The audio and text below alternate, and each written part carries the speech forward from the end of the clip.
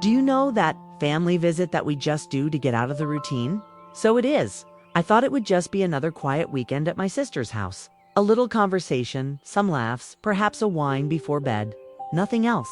But I had no idea what I was waiting for me in that house. Marco? Marco. He has always been the sweet boy in the family. My dear nephew. That polite and kind boy. But this time something was different. Maybe it was the age. Or maybe it was the way his eyes strolled through my body without the slightest shame. I pretended I didn't realize, but the truth that awakened me. The way he looked at me as if to break me with his eyes. As if every curve of mine were a forbidden invitation. And that's when it all started. The first night at my sister's house. The suffocating heat, the refreshing bath, the water dripping through my hot skin, and that hidden look full of intent. I should have stopped there, but I didn't. Stop. What begins as a simple game of looks can easily get out of control. And me, I had no idea how far it would go. And deep down, I think I wanted to find out. From the first moment I felt, the way Marco looked at me was not the same as before.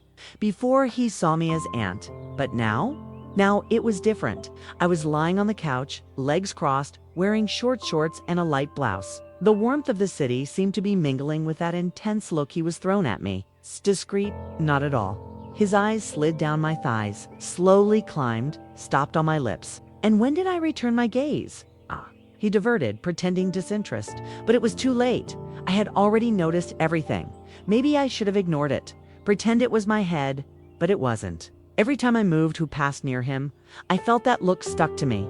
And I confess, it provoked me. That's when I decided to test. I passed him slowly, leaving the perfume in the air. I made a point of leaning a little more than necessary, leaving a piece of skin on display. And then I looked at the corner with an eye. He was there, locked, with his breath heavy. It was official. I was not imagining anything. Marco wanted me. I felt every movement mine aroused in him something he tried to hide. But the body does not lie. On the second day of my stay, I realized that Marco was different. Always around, attentive to every detail. If I was going through the room, he found a way to be there. If I went to the kitchen to get water, it came out of nowhere. A silent game was forming between us. But it was that night that everything became even clearer. The bathroom was in the hallway near his room. After a hot day, I decided to take a shower. I left the door ajar, unintentionally. The water was dripping down my body when I felt something different. A shiver on the skin, a presence on the other side. I was silent, attentive. I could hear the contained breath. Marco was there. He spied me. My heart accelerated. Kata shouted, rebuked, closed all over. But instead, I turned slowly, letting the water slide. I wanted to see how far he would go. I knew it was wrong, but excitement grew in me. The power to provoke, to feel his eyes burning every inch of my body. It was a dangerous game, and I was playing that night. Something changed. I already knew Marco was watching me, but what I didn't know was how far he was willing to go. After the shower, I wrapped the towel in the body and left the bathroom. The hallway was empty, but I knew he was there, somewhere hidden in the dim. Breathing heavily, I went to the bedroom and locked the door, but the thought didn't leave me. The feeling of being observed, desired, made me feel something I shouldn't feel. And then something made me stop. A soft, muffled sound, an accelerated breath. I approached the door, and that's when I realized Marco was on the other side, touching himself, consumed by desire. My heart fired. The right thing would be to ignore, pretend nothing was happening. But instead, I slid the towel by the body, letting my shivering skin find the warm air of the room. He knew he was there, listening to each movement, imagining every detail. And for a short moment, I let the idea take me.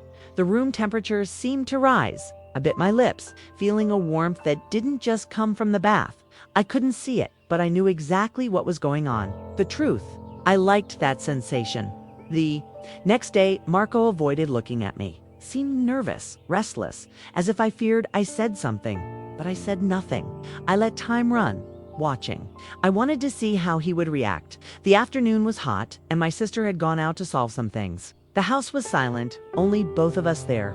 I decided to enjoy the moment to relax and went to take another shower. This time, I left the door ajar, on purpose, and it didn't take long as the water slid down my body. I heard steps in the hallway. March, he was there again. I knew it shouldn't, but it was still. This time, I not only felt, I saw. Through the blurry glass, a figure. My heart accelerated. I turned slowly, letting him notice that I knew. The silence weighed in the air. A dangerous game. Suddenly, I opened the box door. Our eyes crossed. Marco froze. The steam of the bathroom involved the environment, but the real heat came from elsewhere. So is that what you do when you think no one is seeing? My voice came out low but firm. His face turned red. He tried to escape, but it was late. I had caught him. And at that moment, I realized something even more dangerous. I liked that Marco froze. His face was red, his eyes wide, his chest rising and down quickly. I expected a reaction. Maybe he apologized, maybe run to the room. But he stood there, looking at me like a trapped animal. "Won't you say anything?" I asked, crossing my arms. He tried to babble something, but his voice failed. His nervousness was evident, but there was also something else. Something I recognized. Desire. The truth. That stirred me. Knowing that I left him like this, speechless, without control. I approached a step without breaking my eyes. He retreated, leaning against the corridor wall. My heart was hitting tight, but it wasn't fear. It was something I shouldn't feel. "Do you like to see me like this?" My voice came out low, almost a whisper. Marco closed his eyes and took a deep breath, as if he tried to contain something inside him. But I already knew the answer. His fingers trembled as he held the shirt bar, as if he needed to cling to something so as not to lose control. The chest climbed and descended, and the silence between us was loaded with tension. I should not test that, but I did. I approached a little more. I wanted to see how far he would hold on. That's when I realized I was not the only one fighting something, and this fight was about to escape control. After that moment in the corridor, something changed between us. Marco spent the rest of the quiet day avoiding crossing his gaze with me. I also pretended that nothing had happened, but inside, the adrenaline was still running through my body. The tension between us was almost palpable. I felt him watching myself. Even when he tried to disguise at dinner, he barely touched the food. My sister talked about banal matters, not noticing the loaded mood that took over the table. And me, I loved that. The power I had about him, the control over the situation. But what scared me was realizing that, deep down, I was being controlled too. When my sister went up to sleep, Marco stayed in the room. He seemed restless, nervous, as if he struggled with something inside him. I passed behind the couch, very slowly, feeling his gaze climb through my legs. I leaned a little to get something at the table, teasing without saying a word. He could hear his breath change. Marco held firmly the pillow on his lap, his fingers squeezing the fabric. A small detail, but enough for me to understand what he was trying to hide. I tested his boundaries, but how far would we be able to hold that? The silence shouted, and I knew it was just a matter of time until someone gave in. The day dawned hot, stuffy.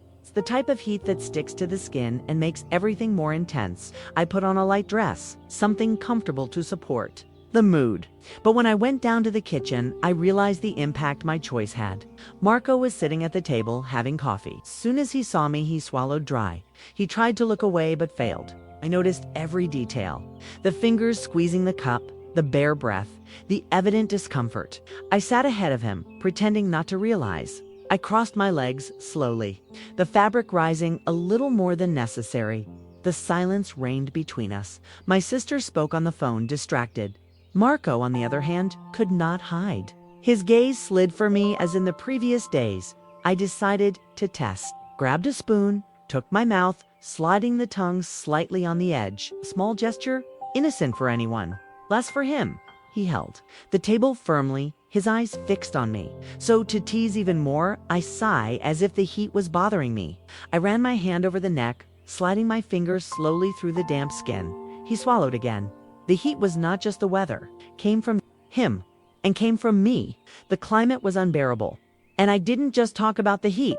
My sister came out shortly after coffee, leaving us alone in the house. Marco still seemed restless, trying to distract herself with anything, but it was impossible. To ignore what was happening between us, I went up to the room and left the door against it, took a towel and went to the bathroom. I wanted to refresh myself, but I knew he was attentive to every movement of mine. I turned on the shower and let the water drain through the hot body. Steam filled the environment, mingling with the tension that dominated me. That's when I heard steps in the hall. He was there. I let the water continue to fall as I turned to the door. My heart beat hard. I could ignore, pretend nothing was happening, but I chose not to pretend. My hand slid down the doorknob, and without hesitation, I opened the door. Marco froze. His eyes spiked me. His chest went up and down as if a marathon had run. The nervousness was there, but next to him, a wish that could no longer hide. The towel slid a little down my shoulder, and I saw when he looked away, swallowing dry dot. So, without deviating my eyes, I let out the words that would change everything. Do you want to enter, or are you just peering? The air got heavy. The tension has reached its limit. And now he had a choice to make. Marco stood, his eyes fixed on me. I could see the conflict inside it. Fear, hesitation, doubt, but above all, desire. The water kept dripping through my body, and the steam of the bath made the environment even warmer, suffocating. He took a deep breath, as if he tried to find strength to make a decision. I took a step back, leaving room on the door open. I didn't say anything else. The choice was his. A second, 2, 3, and then he entered. My heart fired. Marco closed the door behind him, his eyes stuck in mine. The tension between us looked electric, an invisible chain pulling us to each other. Are you sure of that? I whispered, feeling the fast pulse in my chest. He didn't answer. He just raised his hand, the trembling fingers lightly brushing my damp skin. The touch was soft, hesitant, as if testing his own limits. But I knew that was the moment when everything changed. His breathing was heavy, and I felt the warmth of his body approaching. Each closer inch seemed to increase the danger. The world outside ceased to exist. There were only both of us there. Now there was no return. The silence between us was deafening. Marco was still there, so close that I could feel the warmth of his body. His gaze burned over my damp skin. Rapid breathing handed over the tension that grew between us. Thought for a moment. No one moved. Time seemed to have stopped. I knew it would be enough. A gesture, a wrong word. But then reality hit me like a shock. I took a step back, feeling the cold tile of the bathroom against my hot skin. My chest climbed and descended fast. My heart beat hard. This can't happen, I whispered, trying to find my own voice. Marco kept looking at me, saying nothing, but his eyes said everything. He wanted more.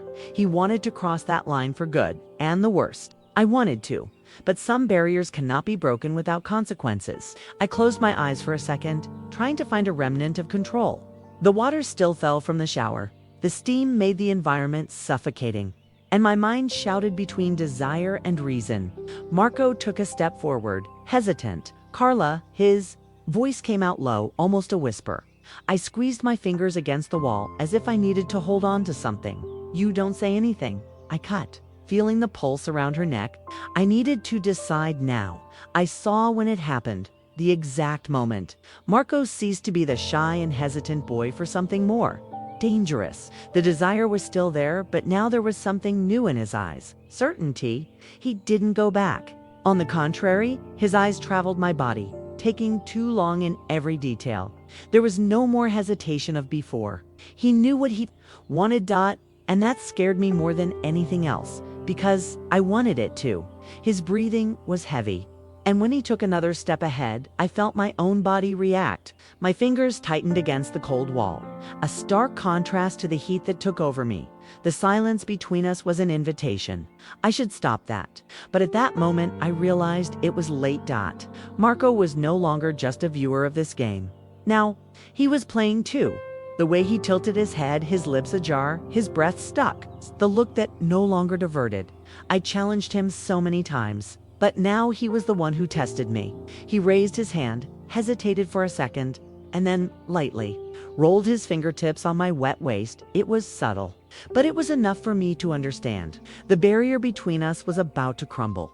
That touch changed everything. It was subtle, almost imperceptible, but I felt the heat of Marco's fingers against my wet skin made my whole body react. An electric shock traveled my spine, and for a moment I held my breath. He didn't go back. Neither do I. The game we started without realizing it had reached its most dangerous point. There was no more room for doubt, but there was something even bigger there. What happened between us could never be discovered. The house was silent, but the weight of what we were doing made the air even denser. My mind shouted that I would retreat, to end it before it was too late. But when Marco slid his fingers, drawing an invisible line around my waist, I knew it was late. The secret between us was already sealed now. It was left to know how far it would take us.